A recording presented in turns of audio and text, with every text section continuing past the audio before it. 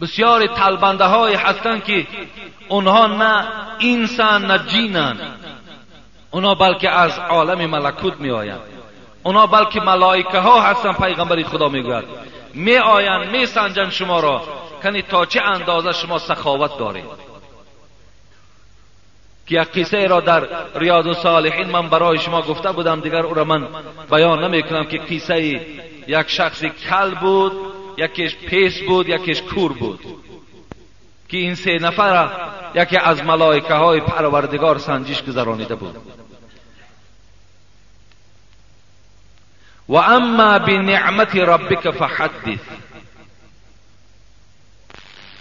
آخران آیتی که در این سوره وجود دارد، مقصد در باب طلبنده هم چی مقداری که دارین راضیشان کنین، ندارین با سخن خوب اونها را از نزد دروازه هاتون جواب گویید. رخانه شفا فرما داروهای طبیعی را به شما پیشنهاد میکند. سامیون وان برای شخصانی که خراب هستند و میخواهند وزن گیرند. ام پلوس اپیمدیوم برای با قوت شدن، خوب کردن گردش خون، برای طولانی کردن همخوابگی. ماس پیگمنتو برای کسلی های پسریاز و سفید شوی پوست. بین داکس برای ریزانیدن کرم های معده و روده. مینوکسیدیل برای برآوردن ریش و موی سر. کرم فرانک برای دراز نمودن مهلت همخوابگی. ماسلا خیلبی برای ریزانیدن سنگ‌های گرده و تبابت آن. فات زورب برای کم کردن وزن زیادتی. السلام علیکم دوستان عزیز. آیا شما برای گذشتن از سرحد دشواری میکشید؟ مهلت حجت‌هایتان به آخر رسیده است. پس من برای شما خدمت رسانی شرکت نور محمد را پیشنهاد میکنم. با ماشین‌های نو و زمانوی، با باوری و اعتماد کامل توسط رانندگان مرد و زن، شما را از منزل استقامتیتان تا خط سرحد برده برای عبور مرز مساعدت می نمایند. یادآور می شویم که اگر شما از نام شبکه حاجی میرزا مراجعت نمایید، برایتان تخفیف ارائه کرده می شود. رقم ها برای تماس: جمع 7 926 319 59 61. مقصد در باب طلبنده هم چی مقداری که دارین راضیشان کنین، ندارین با سخن خوب اونها را از نزد دروازه هاتون جواب گویید. طلبیدن هم برای سه طایفه در حدیث ها میگوید جایز است طلبیدن، برای دیگرهاش طلبیدن جایز نیست. حتی در کتاب های حدیث دیدیم که بین دو طایفه اگر جنگ شود، برای خلاص کردن اینها مبلغ در کار شود، رفته طلبیده و آورده اینها را برای از جنگ خلاص کردن اجازت میدهد.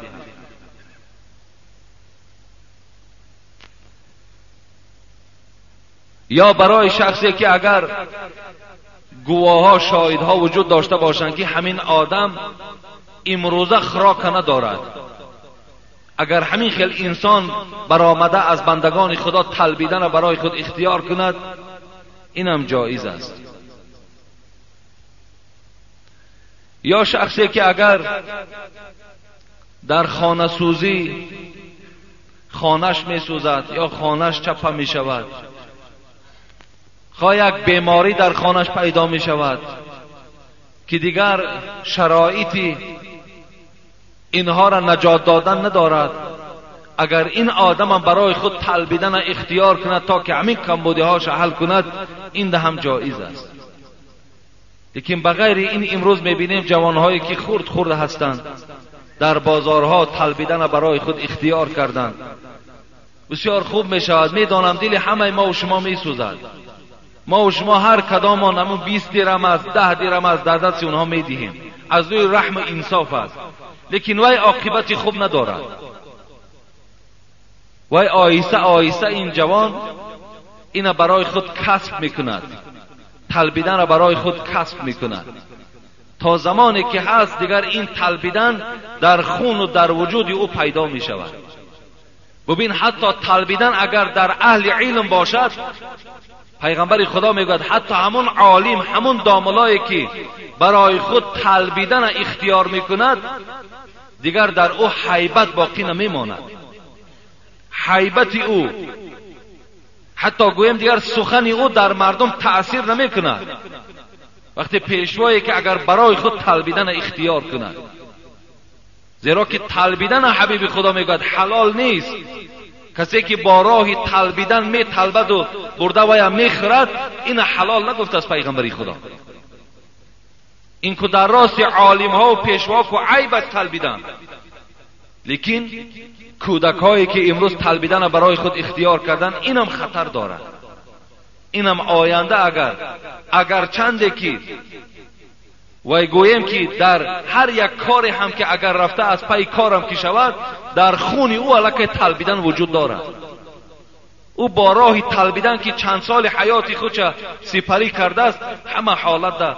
اون یک قصه ها میکنن که یک جوگی دختر میگه یک پادشاه را دادن. برادرای عزیزی که قرآن خوندن نمیتونیم با زبان عربی، اینا با ترجمه تاجیکی و همچنین با حرفای کریلیکی طرز خوندن قرآن. اینا بسم الله الرحمن الرحیم، به نام خداوند بخشنده و مهربان. هم زبان عربی قدی نویسه، هم با زبان کریلیکی طرز خوندنش، هم ترجمهش هست. انا اعطیناک الکوثر فصل لربک وانحر. اینا یکم آیت به درستی که ما تو را کوثر عطا کردیم. یکم آیت نیم انا اعطیناک الکوثر. هر یک آیتی که میخونه ترجمهش هست، هم با زبان عربی نویسه، هم با زبان کریلیکی نویسه، هم ترجمهش با زبان تاجیکی است. السلام علیکم و رحمت الله و برکاته. طلبیدن که چند سال حیات خودش سپری کرده است، همه حالت ده.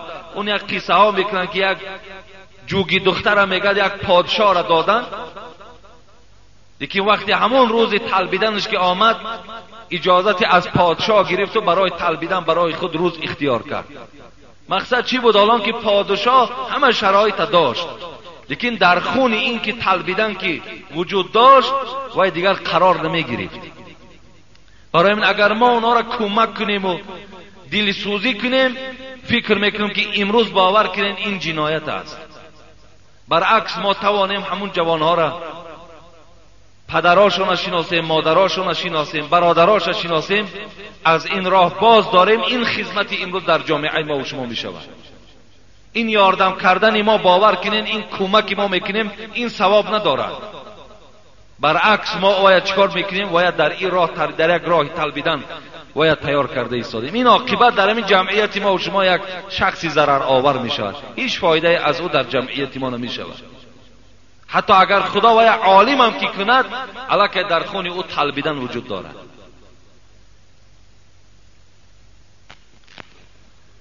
و آخران آیت از این سوره مبارکه این بود که ای پیغمبر خدا، آن نعمتهایی که خدا به تو داده است و یا به مردم برسان. مفسرای قرآن میگوید مطلوب از این نعمتها عام است، نعمتهای چی مادی و چی معنوی. و این نعمتهایی را که پروردگار و پیغمبرش امر کرد که این به گوش مردم رسان، این بود است که قرآن و پیغمبری. این بهترین نعمتی است که به مردم رسان که قرآن این کتاب خدا هست و من از جانب پروردگارم پیغمبر اعلان شدم. و در برابر این برادرای خیلی عزیز و گرامی، همه آن نعمتهایی که امروز ما و شما دارا هستیم، اینم از جمله همون نعمت هاست. چه از چشم بینا، حبیب خدا اللهم عافنی فی بدنی، اللهم عافنی فی سمعی، اللهم عافنی فی بطنی. حبیب خدا دعا میکردن اللهم عافنی فی قلبی، خدایا عافیت نگهدار چشمهای مرا، خدایا عافیت نگهدار شنوایی مرا، خدایا عافیت نگهدار پایهای مرا، دلی مرا، شکمی مرا. اینا هم نعمتی به سوی از پروردگار هستند که امروز خداوند همه ما و شما را از این نعمتها برخوردار کرده است، چه از چشم و چه از دست و چه از پای و چه از تن صحتی که داریم.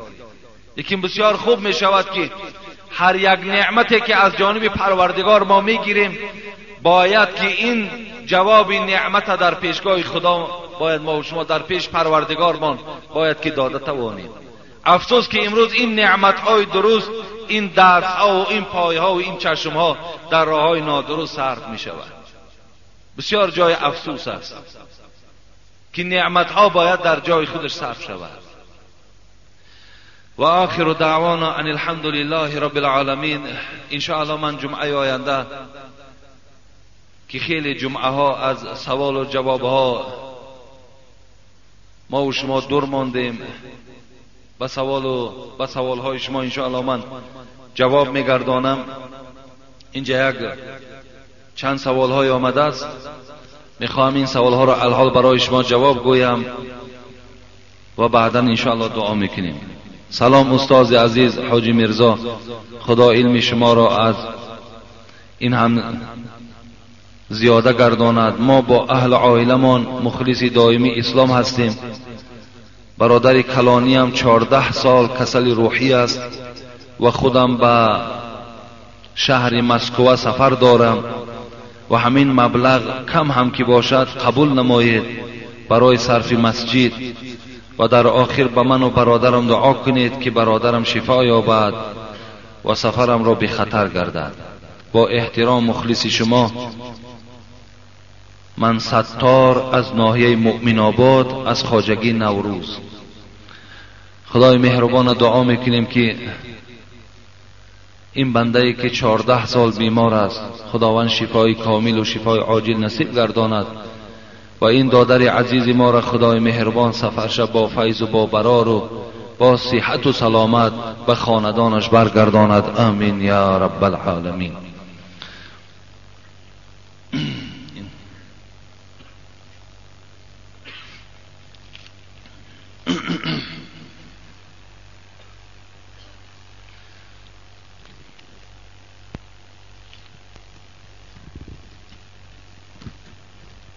سلام داملای عزیز،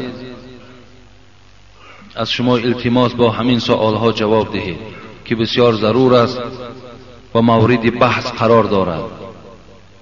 در شهر دوشنبه در بازار کاروان مغازه هست به نام یوروستیل. در درون مغازه تاجرهای همون درون بسیار به ما در مسئله نماز چگونه باید خوانده شود به ما سخت می روند. یکم میگویند که در وقت پیغمبر صلی الله علیه و سلم مذهب وجود نداشت، با ما مذهب در کار نیست.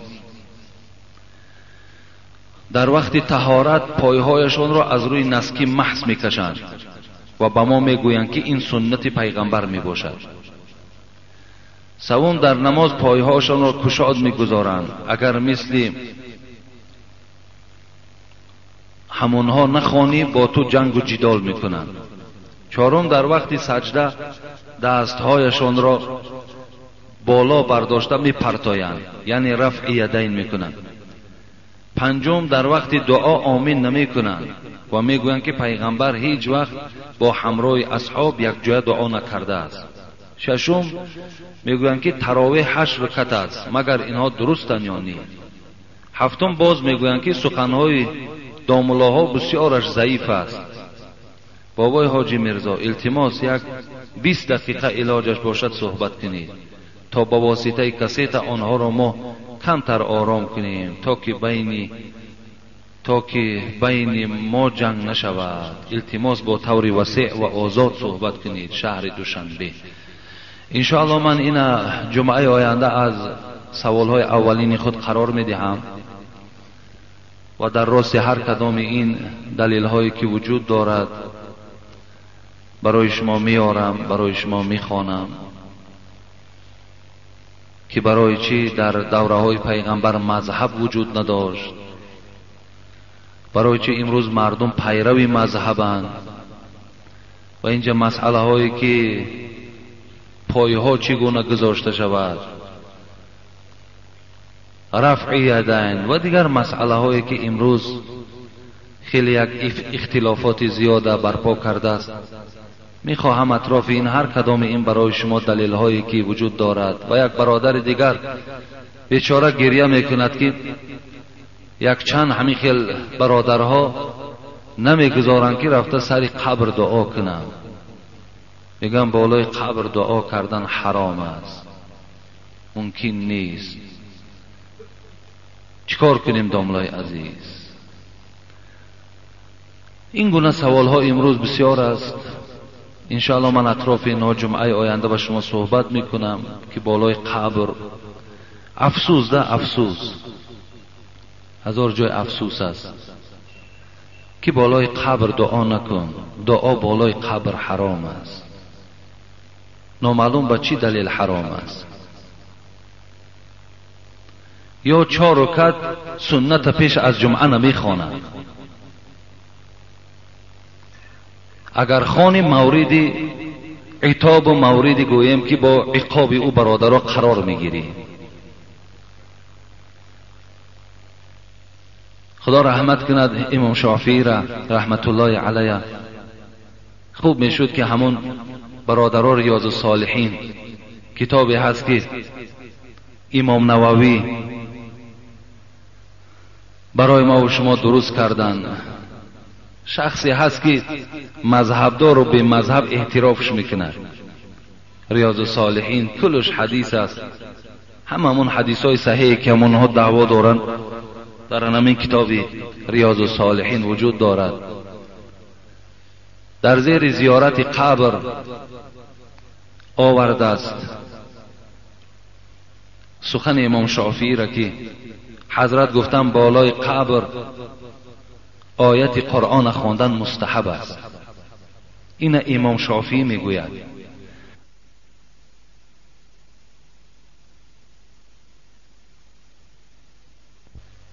سخن امام شافعی است. امام شافعی که میگوید بالای قبر آیت قرآن خواندن مستحب است.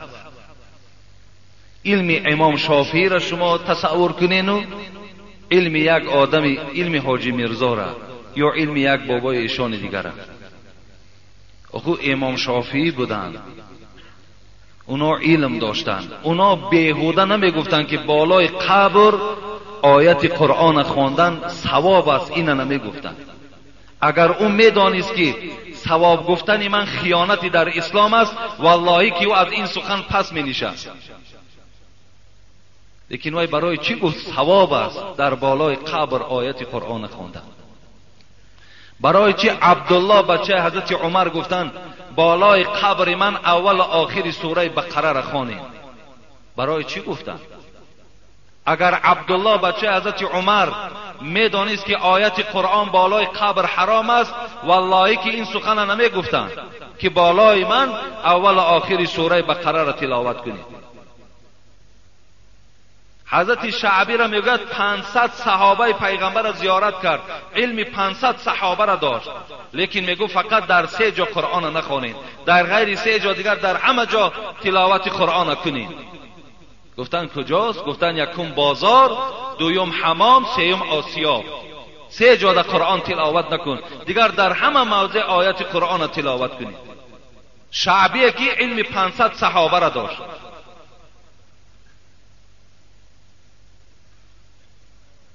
اما امروز بحثمان در اطراف چیز بالای قبر آیت نخوان، 4 رکعت پیش جمعه را نخوان که تو در ضلالت و در گمراهی ای.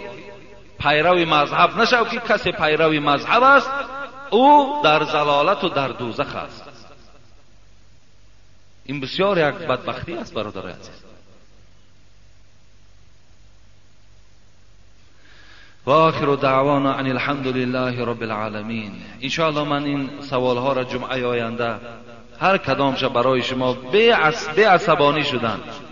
فقط مرا یک چیز درد میکند که میخواهم فقط پیشرفت در اسلام شود، خفانشینی نشود، اختلاف از بین ما برداشته شود. خواهش من این است، خواهش من گویم که تحقیر و خواهش من گویم که یگان برادر گویم یعنی تنقید کردن نیست. فقط خواهشم همین است که فقط روز به روز بهبودی در اسلام ما شود، در مردم ما شود. ما اگر دنبال یک مسئله‌ای که خواندم، اگر دنبال یک از اینها را گیریم، با یکدیگر دشمنی کنیم، با یکدیگر گروه بازی کنیم، عاقبت این چی می شود؟ اینا را باید اندیشه کنیم. من ده ها بار گفتم، باز میگویم، من خود پیرو مذهب هستم و همیشه دعوا میکنم و همه شما را باوری میکنم برادرای عزیز و گرامی، کدام تو اگر پیرو مذهب امام ابو حنیفه هستی انشاءالله نجات میابی. کدام شما اگر ابو حنیفه را دوست میداری، ابو حنیفه را همچو تابعین، همچو گفتی جلال الدین سیوطی که از حدیث های پیغمبر خدا برای ما دلیل آوردن که همون شخصی که علم از ثریا به پایان میارد این ابو حنیفه رحمت الله علیه است. اگر ما باید دوست داریم انشاءالله نجات یافتگی هستیم. ابن عابدین شامی خدا رحمتش کند دنیای اسلام میشناسش و میگوید ابو حنیفه را دوست داشتن سنت پیغمبر است. سنت است که ابو حنیفه را دوست داریم. سخن دوستای خدا ماندگی ما امروز عداوت به کی داریم؟ به شخصی داریم که ابو حنیفه را خدا رحمت کند شخصی است برادرای عزیز، شخصی است که وقتی وای برای قاضیگی دعوت کردن، گفتن بیا قاضی شو، چی گفت؟ گفت نه، گفت من قاضی نمیشوم. خلیفه منصور برای چی نمیشوی؟ شاید که یگان حکم نادرست صادر کنم فردا در پیشگاه خداوند من چی جواب میگم؟ این ترس ببین. امروز قاضیگی را میخرن، امروز داملاگی را میخرن، لیکن حضرتان نخریدن. حضرتان از این وضعی، از این مسئولیت ترسیدن. پیشگاه پروردگار را چی میگویم؟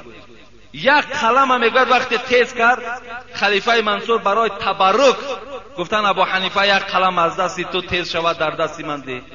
یک قلم تیز کرده در دست همون پادشاه دادن. بعدا تیز یک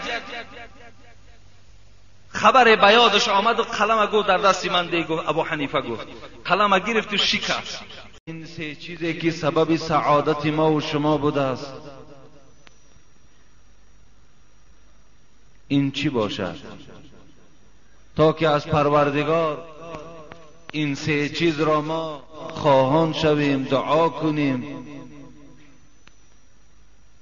یکم قلب عالی،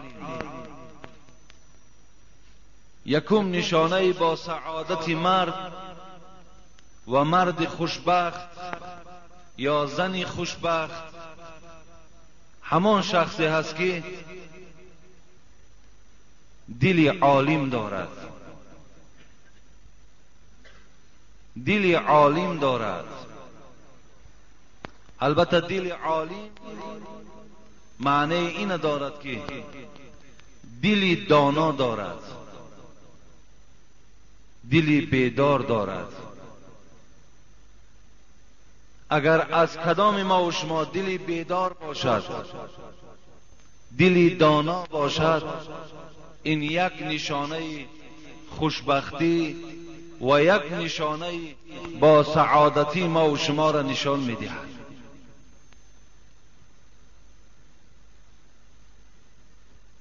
حبیب خدا میگوید اذا اراد الله بعبد خیر جعل له واعظا قلبه. هر وقتایی که اگر پروردگار از کدام بنده خیر خواهد برای او دلی واعظ نصیب می‌گرداند.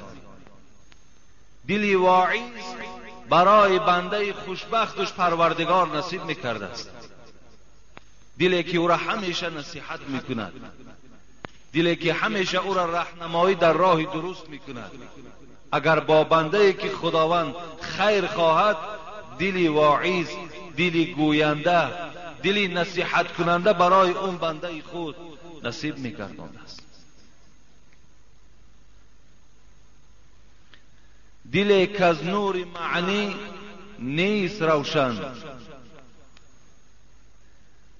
دلی که از نور معنی نیست روشن،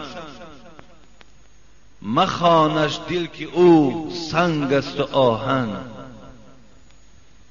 دلی که از گرد غفلت رنگ دارد، از او نیز سنگ آهن ننگ دارد. اگر دلی بیدار نباشد، دلی در غفلت باشد، دلی بی پروا باشد، دلی که در او میل عبادت نباشد، دلی که در او محبت قرآن و اسلام و محبت خدا و حبیب او نباشد، از این گونه دل هم حتی شاعر میگوید سنگ و آهن ننگ دارد. اگر یادتان باشد ما یک سوره را به نام انفال که 5 صفت مؤمن بود من برای شما بیان کردم که یک صفت اول این انما المؤمنون الذين اذا ذكر الله وجلت قلوبهم.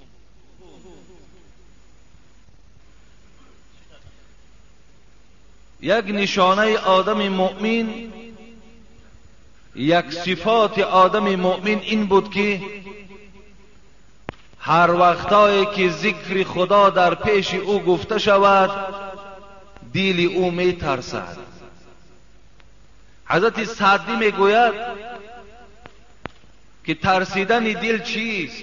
ترسیدن دل این است که وقتی یک کار نادرست را خود بنده انجام می دهد و با او یک رفیق او همنشین او می گوید از خدا بترس، این حالت در وقت دل او لرزید معناش این است که دل ترسننده خدا برای این نصیب کرده است.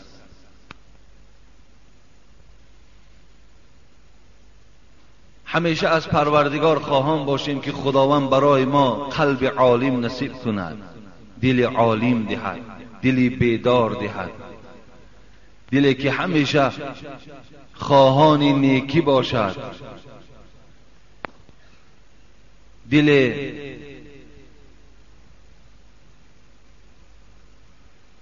دوم چیست؟ دوم حضرت گفتند بدن صابر، بدن صابر، جسدی که صبر دارد، در همه حالت بدن صبر کننده دارد، بدن بیقرار ندارد. یکم نشانه با سعادت ما این دلی بیدار، دلی دانا. دوم بدن صابر، بدنی که در همه حالتها صبر کننده باشد. سوم نشانه این چی است؟ ما فی الید، قناعت بر آن چیزی که دارد. قناعت هم بسیار نعمت خیلی قیمتی هست، خدا به هر کس هم این قناعت نمیدهد. قناعت کردن در آن چیزی که خدا برای تو نصیب کرده است، قناعت داری. حبیب خدا گفتن بای آن نیست که مال زیاد داشته باشد، بای آن شخصی هست که نفسی بای داشته باشد. اگر ما در آن چیزی که خدا الحال داده است، خواه کم است خواه زیاد است، اگر قناعت داشته باشیم این نشانه سعادت ما و شما را نشان می‌دهد. از این خاطر از پروردگار دعا میکنم که خدای مهربان بر این قوم و جمع ما دل عالم و بدن صابر و قناعت در آن چیزی که به این بندگان خود دادی نصیب بگردان. و خدایا از جمعه تا جمعه کفارت گناه است. خدایا آن گناهایی که از ما سر زد همگی او را خدایا مغفرت بگردانی. خدایا اهل این جمعیت ما را عمر دراز و تنی صحت و خاطری جمع نصیب بگردانی. و خدایا هر مراد و مطلوبی که در دل این جمعیت است با فضل و کرم خود خدایا حاصل بگردانی. خدایا گذشتگان من رحمت و مغفرت بگردانی. بیماری ها را خدایا شفای کامل و شفای عاجل نصیب بگردانی. آمین و رب العالمین.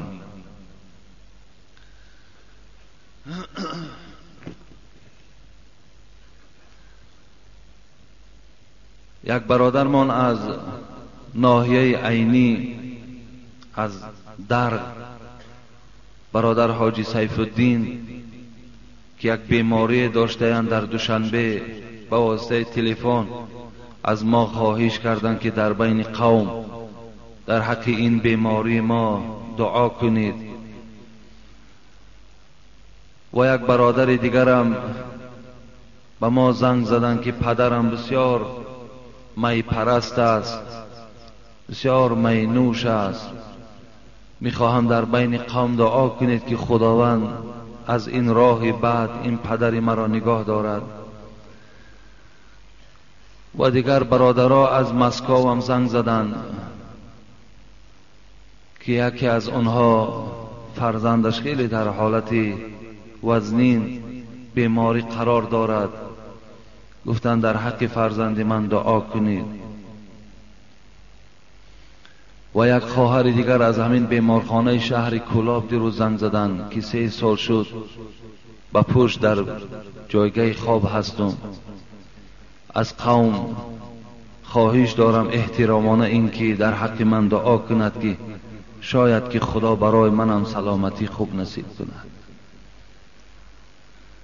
و این خواهری که 3 سال با پوش در یک جایگاه خواب هستند، طرز نماز را از ما پرسیدند که من که نمازم را در دوام همین 3 سال قطع نکردم، لیکن به هر حالم باشد باز میخواهم که آیا من درست میخوانم نادرست میخوانم. خیلی باور کنید در حق ایشانم که دعا کردیم، لیکن افسوس گفتیم به همون شخصانی که امروز تنی صحت دارن و از این عبادت دورن. انسانی که 3 سال با پشت خواب اراده نماز دارد، نماز میخواند، خدا را در همون خیل حالت عبادت میکند، امروز تنی صحت داریم، وقت خوش داریم، پایها و دستها و میانهای با قوت داریم، لیکن در دیگر راه صرف میکنیم. از پروردگار خواهان او هستم که اون خواهشاتی که این بندگان خدا کردند و از این قوم ما دعا خواستند، خدایا مراد و مطلوبهاشون حاصل بگردان. بیماری ها را خدایا شفای کامل و شفای عاجل نصیب بگردان. و همه و این پدر و دیگر پدرهایی که در این راه نادرست قرار دارند، خدایا با فضل و کرم خودت هدایتشان گردان و از این کارهای نادرست خدایا اونها را باز نگهدار. آمین یا رب العالمین. موعظه‌ای که امروز در این جمعه به سمع شما میرسانم، این دوام همون سوره ضحی بود و گفتیم که همین روز اطراف این سوره انجام میدهیم، زیرا که سوالهای خیلی بیشمار انتظار جوابن. بعدا میخواهم که یک چند جمعه با شما سوال جواب کنیم، زیرا خیلی جمعه ها شد که ما و شما دیگر سوال و جواب ها نداریم، اگرچه بسیار سوال های زیاده که خیلی بحث طلب هستند، خیلی ضرور برای امروزه شرایط ما و شما هستند. میخواهم برای شما جواب اونها را گردانم. لیکن پیش از این موعظه را سر کردن، یک برادر در همین داخل مسجد نشسته است، از ما خواهش کردن که زن دارم، لیکن به خاطر اون که دست نارسا دارم تأمینات خانه را پره انجام داده نمیتوانم، اگرچند که خیلی زحمت و مهنت زیاد میکنم، لیکن آن مقدار این زن طلب میکند من انجام دادن نمیتوانم و این عائله صاحبی 3 فرزند هستیم، همراه مادر خود طلب دارد که مرا طلاق ده و داملای عزیز نمیدانم که چیکار کنم، حتی قوت و شرایطی ندارم که برای رسیه کار کردن مبلغی برای من در کار است. بچه با ناموس، بچه با عبادت، بچه خدا ترس، فقط پروردگار همون فقر و ناداری را امروز نصیب او گردانیده است. و این خاطر گویم همون زن نکاحی که صاحبی 3 فرزند هستند الکی از این زندگی راضی نیستند و قناعتی که من در اول گفتم در این قناعت، از این نعمت قناعت این خواهر عزیز ما محروم است و میخواهد که از این مرد جدا شود. نامعلوم که آینده وی با کی روبرو می شود، نامعلوم که وی چگونه زندگی در روبرو می شود، نامعلوم که این فرزندهایی که از این زن است اینها در کدام روحیه تربیه می یابند. اندیشه این نمی کنند، بلکه اندیشه که الحال نارسایی که در زندگی وجود دارد در حال برای من طلاق کن. حالا که من 2 روز یا 3 روز شد بین عصر و شام برای این قوم خود در اطراف طلاق صحبت داشتم که حبیب خدا ابغض الحلال الی الله الطلاق میگوید، از همه در بدترین حلال ها به سوی پروردگار این طلاق است. دادرای عزیز، پدرای عزیز، در هر یک عائله کمبودی ها و پریشانی ها و نابرابری ها وجود دارد، لیکن باید این ما با طلاق حل نکنیم. اینا راه های حل دیگر دارد. حبیب خدا طلاق بدترین حلال ها میگوید. ببین اینجا کلمه ابغض استفاده می شود، بدترین. برای چی این بدترین گفتند؟ زیرا میدانستند حبیب خدا که بعد طلاق کردن حال این زن خیلی بد می شود، حال این مردم خیلی بد می شود. از این خاطر این بدترین حلال ها گفتن پیغمبری خدا. شما تصور کنید که وقتی که دختری شما را همراه فرزندها شوهر طلاق میکند میارد در خانه در نزد شما میسپارد، همون حالت شما کمی اندیشه کنید چگونه حالت است، چگونه منظره خیلی ناخوبه برای شما هست. آیا همین بدترین نیست؟ حالا که حبیب خدا میگوید کدام زنی که برای نرسیدن شرایط یا برای که شوهر او منصب ندارد، پول ندارد، دسترخوان پر از میوه و ناز و نعمت ندارد، اگر برای این شده از شوهر خود طلاق طلب کند، حبیب خدا گفت قسم به خدا گفت بوی جنت به مشام این زن نمیرسد. اگر زنی که از شوهرش ناراضگی بیان کند، از نارسایی طلاق طلب کند، بوی جنت به مشامش نمیرسد. کجا ناز و نعمت جنت برای او بیان کنم؟ بوی جنت که بوی جنت حبیب خدا گفتن از 500 سال راه به مشام انسان میرسد، لیکن به مشام این زنی که از شوهر طلاق طلب میکند به مشام این زن بوی جنت نمیرسد. بسیار باور کنین این التدبیر نصف العیش، با اندیشه زندگی کردن نصف زندگی است. در این فقر و در این ناداری حبیب خدا طاقت داشت. حضرت فاطمه مادرمان دختر حبیب خدا در این فاقه و در این ناداری که چیزی نداشتند در این صبر داشتند. دختر ابوبکر صدیق حضرت اسماء کمبغلی او را کتابها یاد میکند، صبر داشتند. لیکن این خواهر عزیز ما هم ببینید هم از نعمت شوهر محروم، هم از زندگی خوب محروم، هم از راحت جنت محروم. کجا رفته ایستاده؟ این راهی که خود اختیار کردی بسیار راهی نادرست است، بسیار راهی غلط است. و آن محبت و آن ناز و عشوه‌ای که این شوهر با تو دارد هیچ وقت شوهر دیگر به تو این خیل محبت و این خیل زندگی البته برپا نمیکنه. اگر چیز رنگی زیبا هم داشته باشی،